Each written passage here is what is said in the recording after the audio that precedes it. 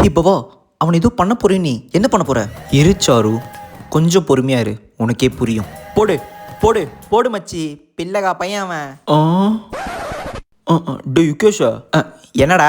பவாவும் சாரும் உன்னை அப்படியே வெறி கொண்டு பார்த்துட்டு இருக்காங்கடா.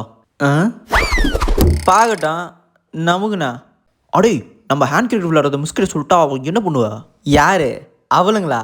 அவளுங்க சொல்றதெல்லாம் இனிமேல் ரேவதி மிஸ் நம்ப மாட்டாங்க. ஏன்னா நம்ம பண்ண சம்பவம் அப்படி. என்னடா சொல்ற?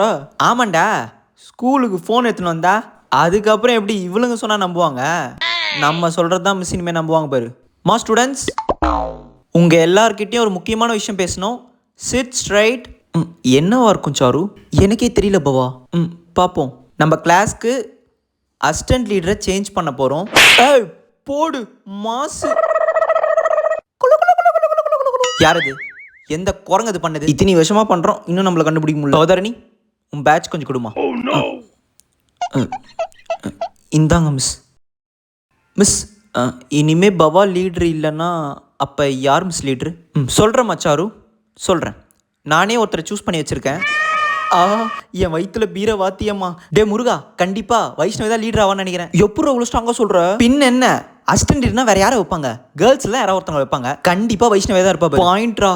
அப்போ இனிமேல் கிளாஸில் ரொம்ப ஜாலியாக இருக்கலாம் போல இருக்கே.